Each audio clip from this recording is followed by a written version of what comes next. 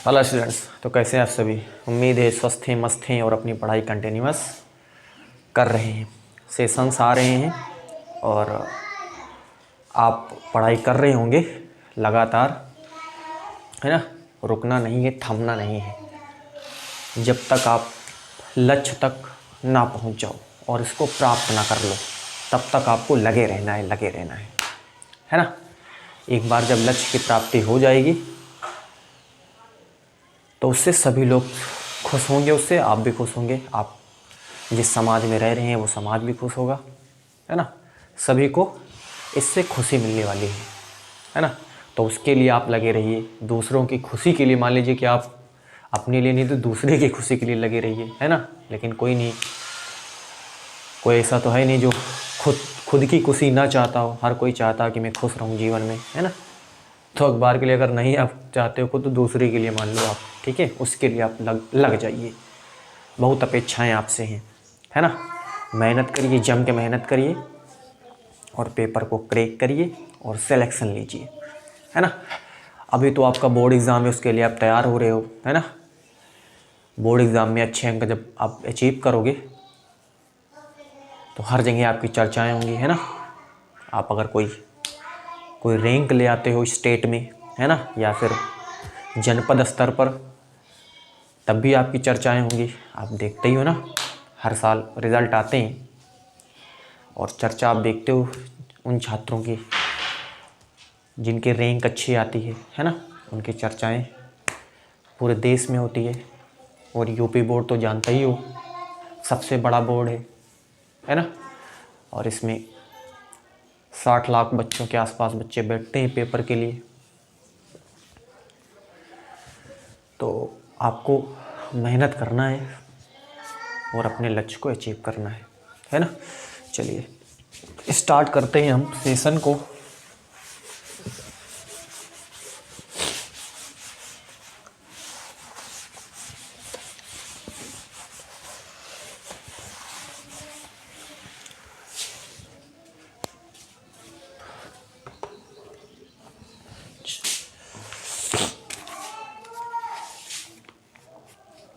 Next question है, इसमें कहा है सिद्ध कीजिए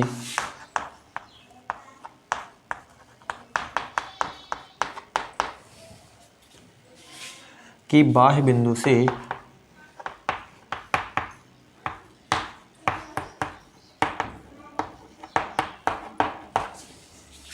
वृत्त पर खींची गई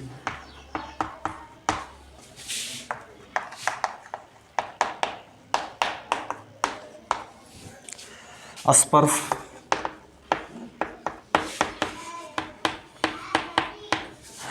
रेखाओं की संख्या,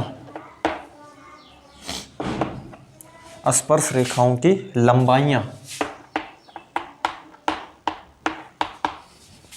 बराबर होती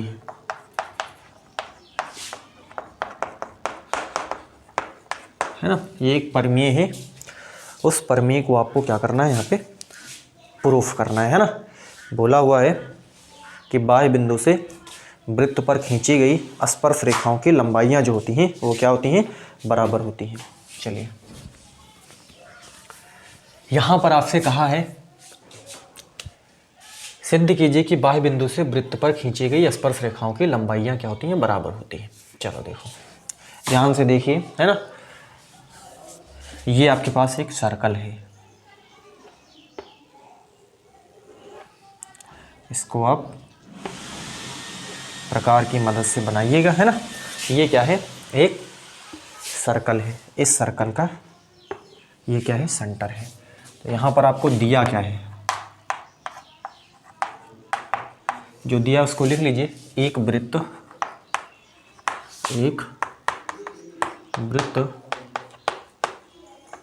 जिसका केंद्र O है, एक वृत्त जिसका केंद्र O है तथा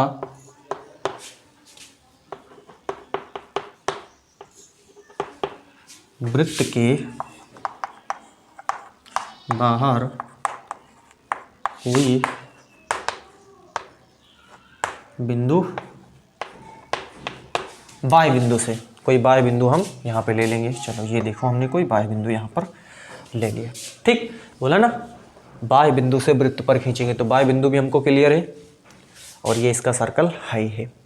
ठीक है, सिद्ध क्या करना है,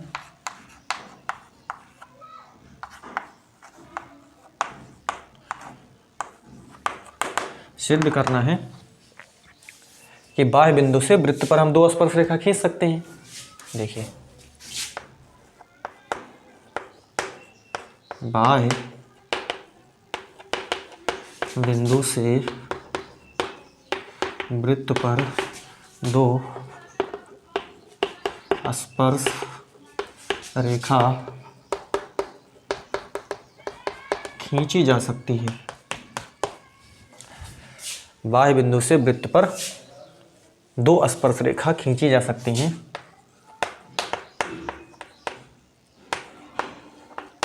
जिनकी लंबाइयां समान हैं। ये चीज हमको क्या करनी है, प्रूफ करनी है। ठीक, चलो हम यहाँ पर रचना क्या क्या करेंगे। रचना में देखिए हम क्या है, बाहर एक बिंदु ले लिया है ना, इसका नाम हमने P दिया, O को हम P से क्या कर देंगे, मिला देंगे, है ना। देखिए वृत्त के केंद्र O से बाह्य बिंदु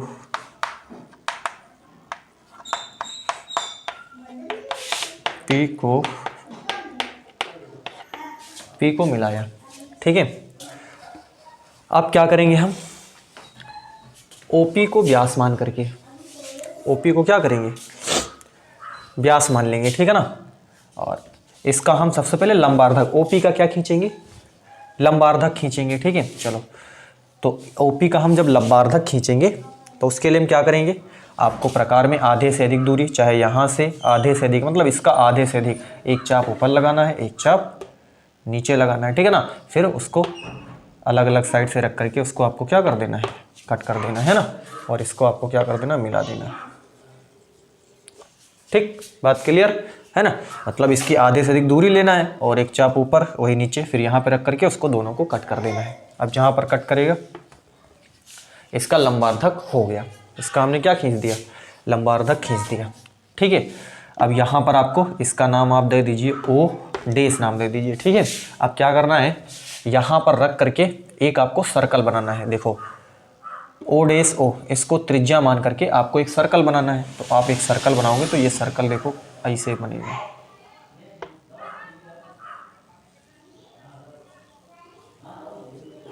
ये इस तरीके से आपका एक क्या बन जाएगा, सर्कल बनेगा कुछ ऐसे। ठीक है, अब ये सर्कल बन जाएगा। अब आपको क्या करना है, कहाँ पे कट करा, ये वाला, इसको यहाँ पर कट करा, इसका नाम आप A दे दो, इसका नाम आप क्या दे दो, B दे दो। यानी कि दिए गए वृत्त को ये जो अब खींचे हो वो A और B पर क्या कर रहा है, काट रहा है, आपको यहाँ पर दिख रहा है। ठीक है, अब इससे इसको क्या कर देना, मिला देना है। देखो ये ध्यान से देखिए, ऐसे इसको क्या कर देना, आपको मिला देना है। ठीक, अब यहाँ पर जहाँ कटा है उससे आपको एक ये दो स्पर्श रेखा हम क्या कर सकते हैं, खींच सकते हैं बाह्य बिंदु से। ये देखो दो स्पर्श रेखाएं हमने क्या कर दी, खींच दी। ठीक है, एक स्पर्श रेखा क्या है, PA है, और एक स्पर्श रेखा क्या है, PB है। इतनी बात आपको क्लियर हो गई होगी। ठीक है ना, चलिए क्या करेंगे हम, OP को व्यास मान करके हमने क्या करा, बिंदु P को क्या कर दिया, मिलाया। चलो देखो OP को व्यास मानकर एक वृत्त खींचा जो दिए गए वृत्त को A व बिंदु पर काटता, ए व बी बिंदु पर क्या करता है, काटता है, ठीक है ना। ए व बी दोनों को पी से क्या कर दिया, मिला दिया। ए व बी दोनों बिंदु को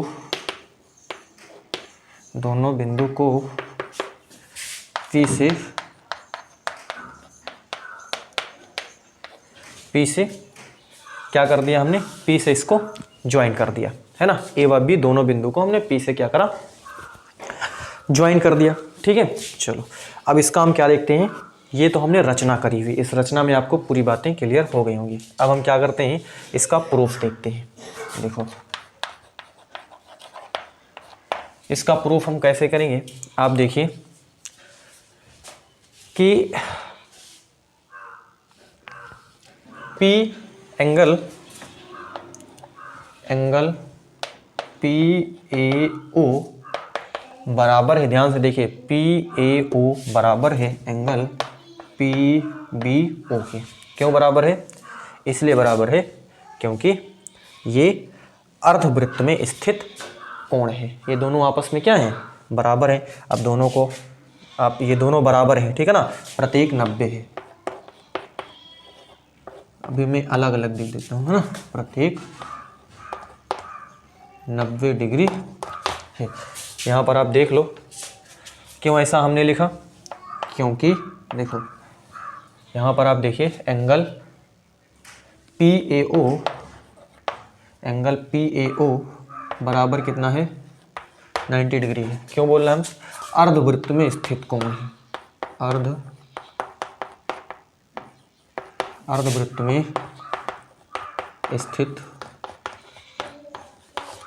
अर्धवृत्त में स्थित कोण है, ये रीजन है ना, 90 डिग्री। अब देखो ये चीज़ हमने जो लिखी हुई है, इसको हमने ऐसा क्यों लिखा हुआ है, प्रत्येक 90 बोला है यहाँ पर हम ना। देखो क्यों हमने प्रत्येक 90, देखो ये तो 90 मिल गया, पी ए ओ अर्धवृत्त में स्थित कोण है। देखो ये आप देखो, ये पूरा एक सर्कल है जो बनाया हुआ अभी जस्ट, है ना। ये देखो ये जो है, यहाँ से आप देखिए ये एक सर्कल बनाए हो ना, तो ये जो एंगल आपके पास बन रहा है, ये क्या है, अर्धवृत्त में, इसके अर्धवृत्त में ना, इसके इधर देखो अर्धवृत्त में, ये आधा वृत्त नीचे आधा वृत्त ऊपर है, तो ये अर्धवृत्त में स्थित कोण है। और आपको ये फैक्ट मालूम होना चाहिए कि अर्धवृत्त में स्थित कोण समकोण होता है, ठीक है ना, ये फैक्ट आना चाहिए, इसीलिए हमने 90 लिखा। अब आज से आपको याद रख लेना है कि अर्धवृत्त में स्थित जो कोण होता है, देखो ये अर्धवृत्त में, ये भी अर्धवृत्त है और ये भी अर्धवृत्त है, तो इसके ऊपर ये एंगल आपके पास है, तो अर्धवृत्त में स्थित कोण क्या है, समकोण है। ये बात आपको यहाँ पर क्लियर हो गई होगी। चलो आप इसका स्क्रीनशॉट लीजिए, है ना, मैं इसके आगे यहाँ पर इसका सोल्यूशन देता हूँ। देखिए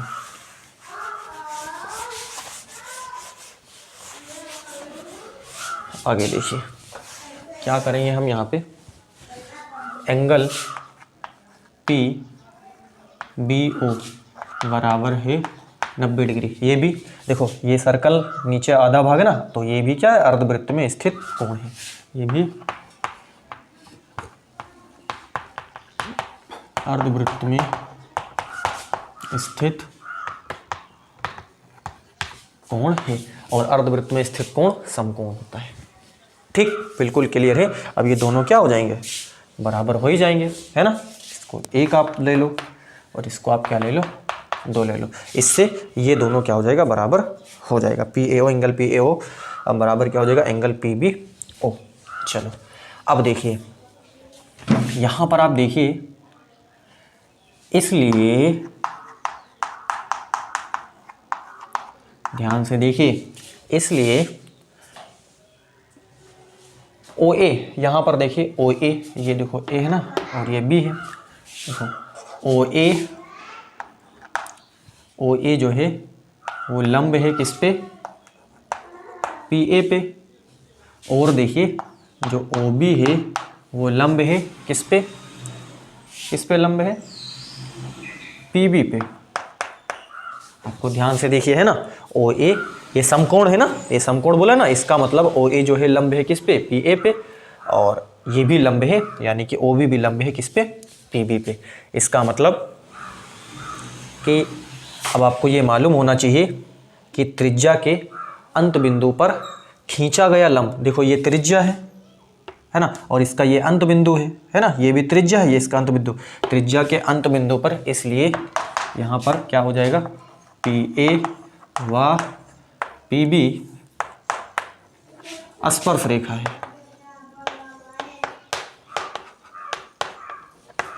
PA व PB क्या है, स्पर्श रेखा है। देखो ये लंब हो गया ना, यहाँ पर 90 डिग्री दोनों में हमने दिखाई दिया, कि मतलब OA जो है वो लंब है PA पे, और OB भी लंब है किस पे, PB पे, ये आपको दिख रहा है यहाँ पर। इसका मतलब PA व PB स्पर्श रेखा हो गई। ऐसा क्यों बोला हमने, ऐसा इसलिए बोला क्योंकि त्रिज्या के, अब चलो हम लिख देते हैं, क्योंकि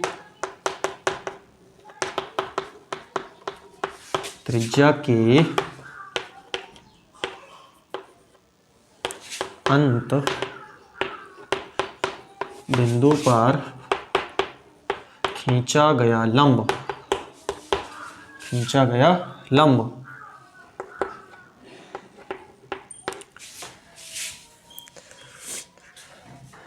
क्या बोला हमने, क्योंकि त्रिज्या के अंत बिंदु पर खींचा गया लंब वृत्त की स्पर्श रेखा होती है,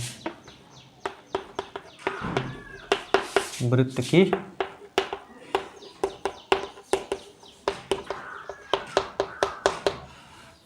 स्पर्श रेखा होती है।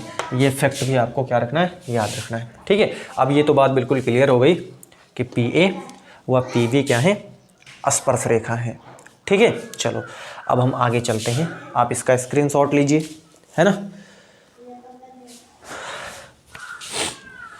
चलिए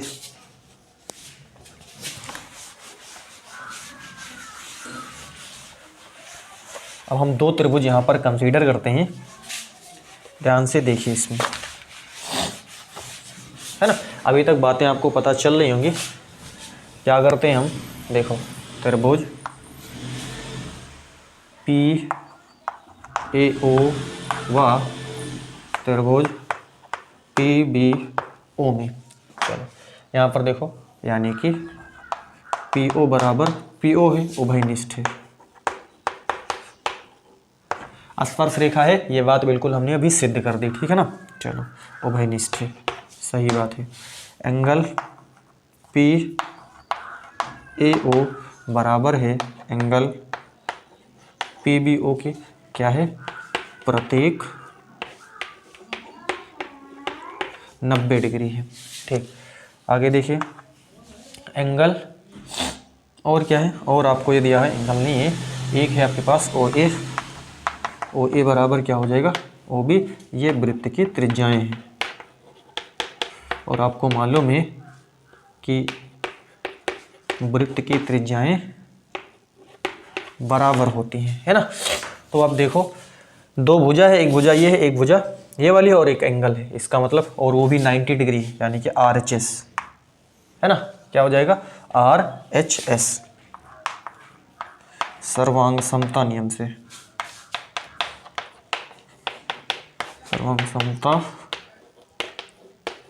नियम से क्या हो जाएगा, त्रिभुज PAO सर्वांग सम हो जाएगा त्रिभुज PBO के। अब ये जब दोनों त्रिभुज सर्वांग सम हो गए, तो सर्वांग सम त्रिभुजों के संगत भाग जो होते हैं वो बराबर होते हैं, ठीक है। अब इसलिए क्या हो जाएगा, PA बराबर PB हो जाएगा, है ना।